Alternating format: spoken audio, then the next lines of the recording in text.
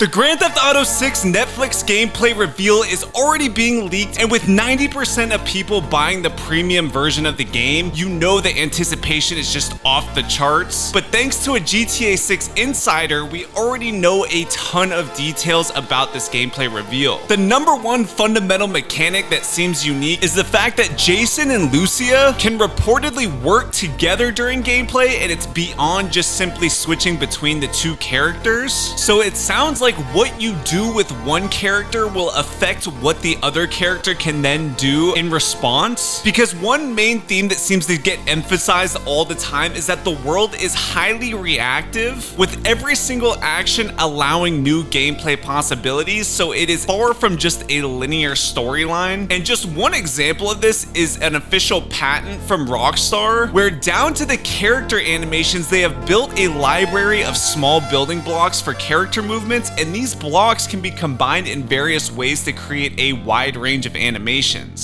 So this guy in particular says that instead of just creating a new set of animations for a character one by one, like for walking in the rain, feeling tired, or getting injured, the team will use the building blocks to put together the character's movements naturally, so there's going to be a ton of actual custom unique animations that you won't just see repeated on a Let's Play, for example, all over the place. And it goes down to the detail of enabling characters and their movements to match the weather, their energy level, and their injuries. So it really sounds like each one of our individual experiences playing GTA will be completely unique. And a couple people have mentioned that they are using AI now to kind of create this possibility, which I know a lot of people are against AI, and I do understand the reasons, but I do feel like in the right way, it could be used as a good tool to unlock more possibilities for gameplay than just a linear campaign that we can go watch someone do on YouTube the same way as if we were to do it. So I think if there was one game that was going to utilize AI in some manner where it would actually be useful and not just like a lazy incorporation of it where it's just letting AI do all the work, I do think it would be Rockstar, because clearly they're building these systems to be foundational and then just using the AI to kind of accentuate it and allow just even more possibilities. So I think if there was one exception to being okay with AI in a game, I would personally give Rockstar it. At least for now, I'll give them the benefit of the doubt. And one interesting thing this insider said is that the gameplay is even smooth enough to appeal to competitive and esports players, but obviously that seems kind of contradictory with the fact that it's only going to be on console in the beginning, and that it's especially made for PS5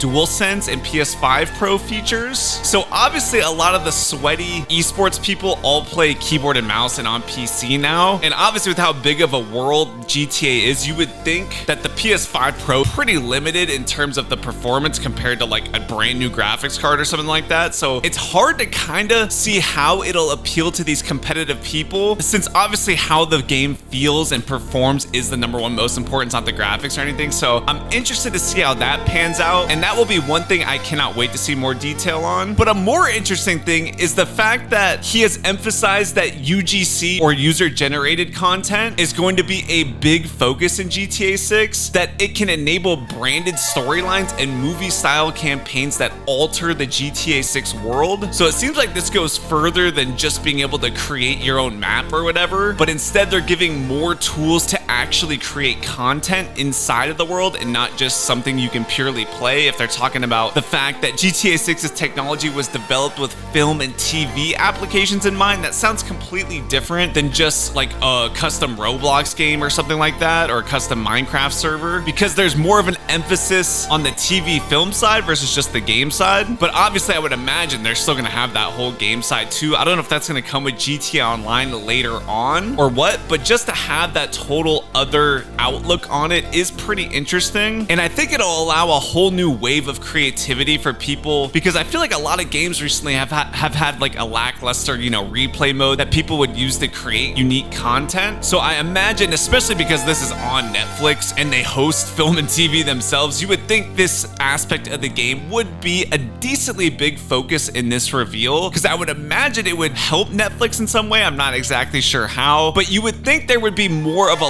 long-term plan that GTA 6 is having with Netflix than just a single reveal this one time and then that's it. They're never going to work with Netflix ever again. So obviously I don't know how exactly that would all play out, but I cannot wait to see what they have came up with after all these years. I mean, Rockstar themselves have said they have no plan to discuss GTA 6 online anytime soon. So clearly the whole custom gameplay side is taking a backseat for now and they're really focusing on this film side. And a small positive note, I guess, is that they don't expect to have any microtransactions in the story mode, which is good because you saw a lot of people were upset about the amount of content in the premium version versus the base version. But the fact that the ultimate version is $100, which is only $20 more than the base version, which is $80, I feel like isn't that crazy, just because we know with inflation how crazy the prices of everything else in the world has got. So the fact that Grand Theft Auto, a game that's been in development for over 10 years and we know has so much content, is still only $80, really doesn't seem that crazy in the scope of things. But then again, I can see the one complaint is the fact that the Ultimate Edition is a digital only, so you can't even get a